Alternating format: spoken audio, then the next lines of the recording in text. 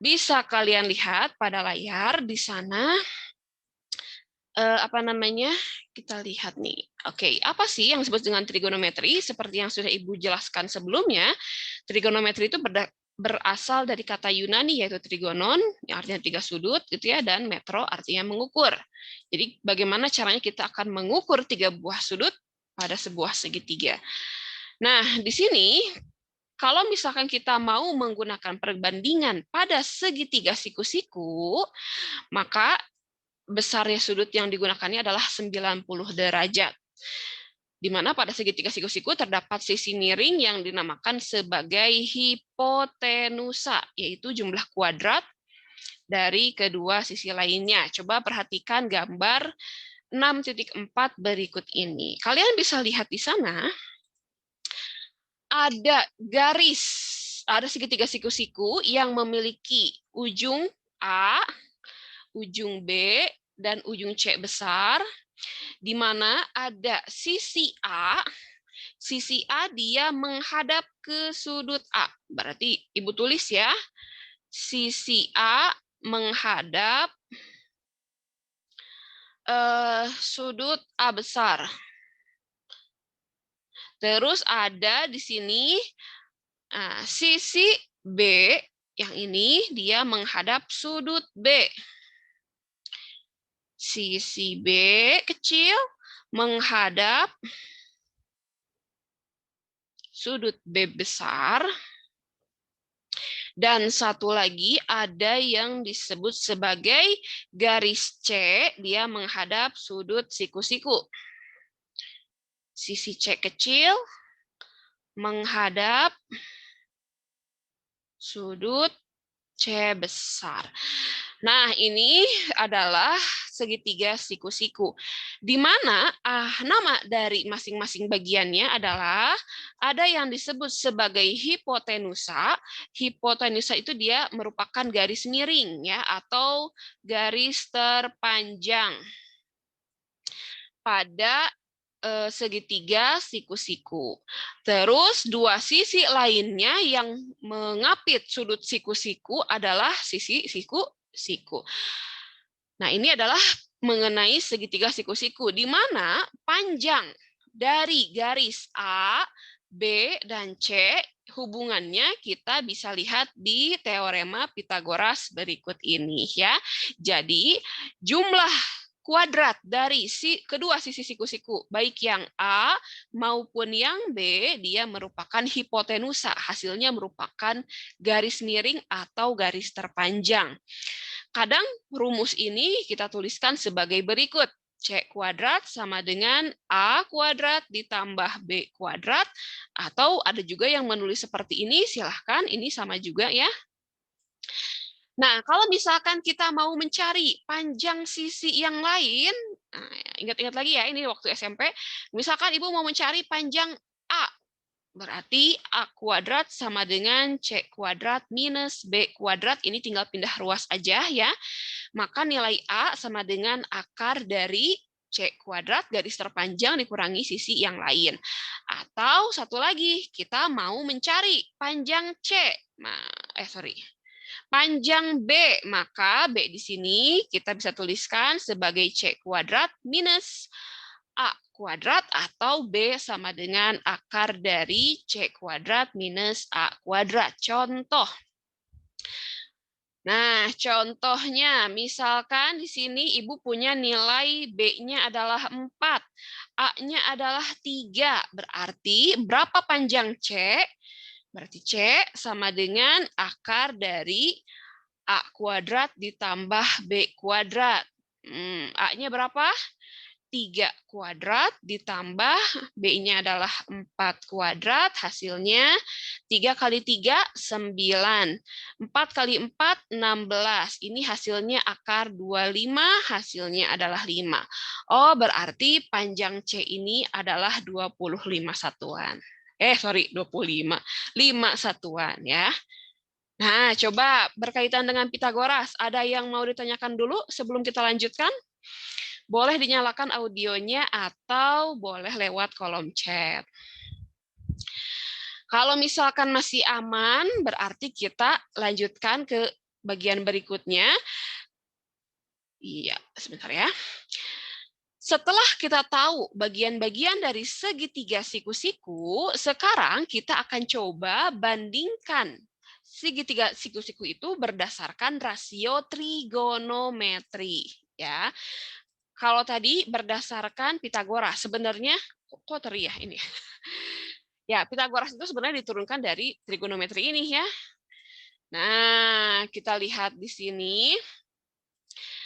Ada sama di sini ada yang disebut sebagai segitiga siku-siku, tapi nama sisinya berbeda. Kita lihat, misalkan ada sudut alfa yang diletakkan pada titik A besar, ya, pada sudut A besar. Nah, sudut alfa ini katakanlah ini mata ibu sebagai pengamat, ya. Ya, saya mengamati dari arah titik A besar di sini. Bisa kalian lihat bahwa A besar di sini atau sudut alfa ini merupakan sudut yang kita tinjau. Di mana bagian yang berada di depan sudut alfa atau garis atau sisi yang berada di depan sudut alfa, yaitu garis apa? Garis BC ya. Garis BC itu ada di depan sudut alfa, maka dia dinamakan sisi depan. Nah, jadi sisi depan yang ini dia merupakan sisi yang berada di depan sudut alfa. Ya. Terus ada lagi yang disebut sebagai garis apa nih? AC misalkan ya. Nah, garis AC yang ini garis AC ini dia terhadap sudut alfa adanya di samping sudutnya atau dia mengapit sudut alfa. Nah, ini dinamakan sebagai sisi samping. Ciri dari sisi samping adalah garisnya nempel dengan sudut alfa. Ya, jadi si AC atau si CA ini dia nempel ke sudut alfanya. Kalau yang sisi depan dia tidak nempel. Kalau yang sisi samping dia nempel sama sudut alfanya. Dinamakan sebagai sisi samping. Dan satu lagi ada yang disebut sebagai garis AB atau boleh BA, silahkan sama saja panjangnya. Dia itu merupakan sisi terpanjang atau sisi miring. Dia pasti mengapit dari si sudut alfa ya. Bisa dibedakan? Jadi ada sisi miring, yang ini ada sisi samping yang nempel dengan sudut alfa dan ada sisi depan yang tidak nempel dengan sudut alfa. Kita namakan sisi depan, sisi samping, dan sisi miring. Nah, ini ya penjelasannya. Sisi miring adalah sisi yang di depan sudut siku-siku. Nah, ini ya, dia di depan sudut siku. Sisi depan adalah yang di depan sudut alfa. Nah, ini ya, ditandai dengan warna pink, dan sisi samping adalah sisi siku-siku lainnya yang ditandai dengan dia mengapit sudut alfa. Dari sini bisa kita cari perbandingan trigonometrinya menggunakan perbandingan trigonometri berikut ini ya. Jadi kita akan belajar mengenai yang namanya sin alfa. Terus ada apa lagi? Ada cos alfa, kosinus ya. Ada yang disebut sebagai tan alfa. Ini merupakan perbandingan nama dari sudut pada segitiga. Sin alfa itu dia merupakan perbandingan dari sisi depan sudut alfa dengan sisi miring alfa. Sekali lagi, sin itu merupakan depan dibagi dengan miring, atau Ibu tuliskan lagi di sini ya. Sin alfa itu sama dengan perbandingan garis atau sisi depan dengan sisi miring. Di mana depan itu garis apa? Depan itu garis BC ya. Ibu tuliskan di sini BC per miringnya adalah BA atau AB, boleh ya. Nah, berapa nilainya? BC itu ya udah BC aja ya, karena di sini kita belum tahu nilai berapa. Nah, ini adalah perbandingan dari sin alfa, membandingkan garis yang depan ini dengan garis yang miring ini. Ada lagi yang disebut sebagai apa nih? Cos alfa, itu perbandingan samping dengan miring. Kita lihat. Berarti cos alfa sampingnya ini dibagi dengan miring. Atau garis apa nih? Samping itu CA atau AC? Sama aja ya. Per miringnya adalah BA. Nah, satu lagi adalah apa nih? Tangen alfa. Nah, tangen alfa ini perbandingan depan dengan samping. Berarti Ibu tulis tan alfa sama dengan depan per samping. Depan itu garis apa? BC dengan garis sampingnya adalah AC. Coba sampai sini ada yang bertanyakan dulu berkaitan dengan perbandingan sinus, kosinus, dan tangen. Bisa dipahami ya? Jadi intinya kita membandingkan si panjang garis tersebut untuk menentukan berapa besar sudutnya.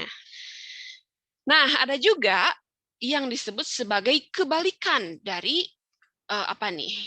Nah, ini ya kebalikan dari perbandingan sin kostan. Nah, ada kosekan, dia kebalikan dari sinus ya. Sekan kebalikan dari kosinus, dan kotangen dia kebalikan dari tangen alfa. Kalau Ibu tulis, sekali lagi, misalkan Ibu mau mencari kosek atau kosekan. Kosek alfa, sekali lagi dia merupakan kebalikan dari sinus, berarti 1 per sin alfa. Apa? Ya udah tinggal dibalikin aja. Kalau misalkan sin alfa adalah depan per miring, berarti kalau misalkan kosekan alfa adalah miring per depan.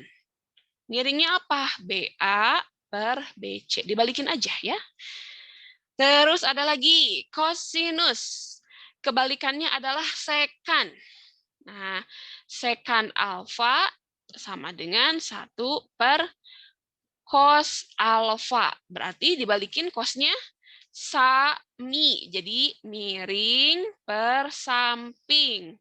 Miringnya adalah BA, sampingnya adalah AC. Ya, kebalikannya. Satu lagi yang disebut sebagai kotangen ini ya. Nah, kotangen itu kadang ditulis kot aja atau kotan, silahkan sama aja. Kotan alfa sama dengan kebalikan dari tangen alfa. Kalau misalkan tangen itu tadi apa? Depan per samping. Berarti ini adalah samping per depan. Sampingnya adalah AC, per depannya adalah BC. Nah, biar kita lebih paham, kita lihat contoh berikut ini ya. Contoh 6.2, tentukan nilai sinus, kosinus, tangen, kosekan, sekan, dan kotangen dari sudut alfa berikut ini. Nah, kalian perhatikan di sini ada sudut alfa yang kita tinjau, berarti mata saya ada di sebelah sini ya. Saya mengamati sudut alfa. Sudut alfa ini, kalau misalkan ada garis yang berada di depan sudut alfa, berarti garis apa nih? Garis ON gitu ya, atau NO sama aja dia berada di depan sudut alfa.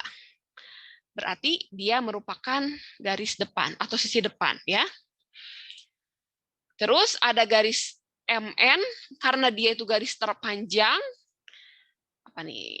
Nah, garis MN, dia itu terpanjang, berarti dia adalah sisi miring. Dan satu lagi ada garis, apa nih? Garis OM atau OMO sama aja, dia itu merupakan garis yang berimpit dengan sudut. Nah, lihat, garis ini, dia nempel dengan sudutnya, berarti dia samping. Yang jadi masalah di sini adalah, kita belum tahu nih berapa panjang garis MO atau OM.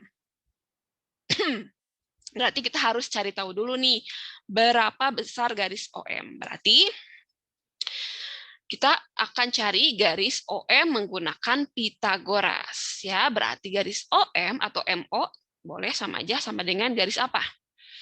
Garis miring dikurangi dengan garis samping yang lain. Garis siku-siku yang lainnya. Berarti MN kuadrat dikurangi dengan ON kuadrat.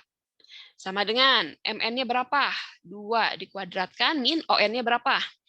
ON-nya 1 dikuadratkan. Nah, ini berarti 2 kali 2, 4. 4 min 1 berarti hasilnya adalah akar 3. Oh, berarti panjangnya OM adalah akar 3. Setelah kita tahu di sini nilainya adalah akar 3, langkah berikutnya kita akan cari nilai sinusnya. Berarti sinus alfa sama dengan depan per miring. Depannya garis apa? Yang di depan sudut ON. Per miringnya apa? MN gitu ya. ON-nya berapa? 1. MN-nya 2. 1/2. Nah, ini adalah nilai sinus. Sekarang nilai kosinus. Ya, kosinus berarti cos alfa sama dengan samping per miring. Sampingnya itu adalah OM atau MO boleh. Per miring, miringnya adalah MN. Nah, berarti berapa nih? OM-nya kita sudah cari akar 3 per MN-nya adalah 2. Ini boleh ditulis seperti ini atau boleh ditulis seperti ini. Sama aja ya. Terus ada garis apa lagi? Tangan. Nah, ganti warna dulu ya. Tangan ini berarti tangan alfa itu merupakan depan per samping. Depannya ON. Sampingnya OM. Oke, masukkan angkanya. ON-nya 1, sampingnya adalah akar 3. Nah, ini belum dalam bentuk rasional. Jadi kita harus dirasionalkan dulu ya. Dikali dengan akar 3 per akar 3. Intinya belum rasional itu ketika bentuk penyebutnya adalah bilangan akar ya. Nah, nggak boleh itu. Berarti harus kita rasionalkan dulu, caranya dikalikan dengan nilai yang sama. Sehingga kita dapat akar 3 per 3. Ini boleh ditulis seperti ini atau boleh ditulis seperti ini. Nah, coba sampai sini ada yang mau ditanyakan dulu nggak? Kalau misalkan ada yang mau ditanyakan, langsung nyalakan audionya atau boleh di kolom chat. Nah, sekarang kita akan mencari nilai kosekan. Kosekan itu kan kebalikan dari sinus ya, berarti kosekan boleh ya nulisnya terserah, atau kadang nulisnya ada yang CSC, sama aja ya. Ini merupakan kebalikan dari sinus, berarti miring per depan. Berapa miringnya? Miringnya itu adalah garis MN. Per depan, depannya garis ON. Nah, berarti MN, berapa nilai MN? 2 per ON, 1. Berarti hasilnya 2. Terus, kita cari lagi yang namanya sekan kebalikan dari kosinus. Sekan alfa sama dengan miring per samping. Berarti miringnya adalah MN per OM. MN-nya adalah 2 per akar 3. Biasa dirasionalkan dulu ya.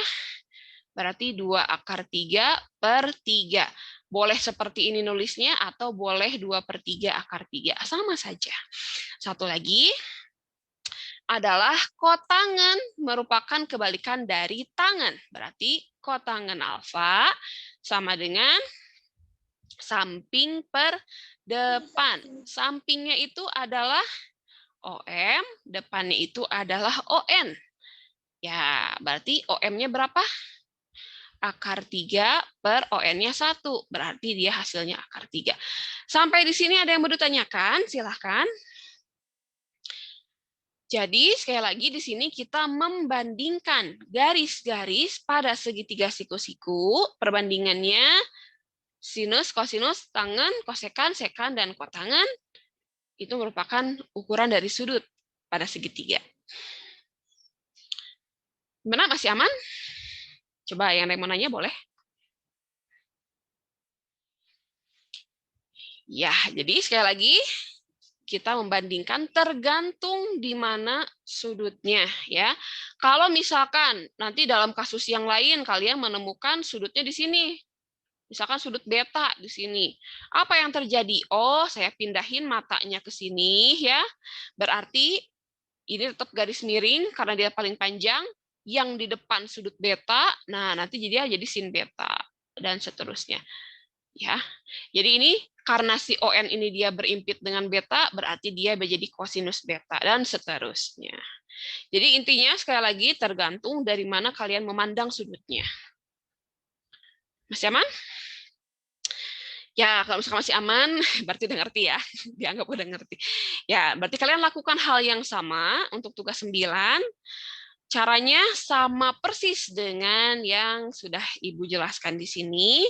Tapi, nah lihat nih di sini, sudutnya berbeda. Sudut yang kita tinjau adalah sudut beta pada titik N. Bu, kalau misalkan sudutnya beta dengan alfa sama atau beda? Sudutnya berbeda. Karena apa? Sudut yang kita tinjau itu berbeda. Ya, jadi kalau misalkan di sini beta, berarti kalian carinya bukan kotangan alfa, tapi kotangan beta. Ya.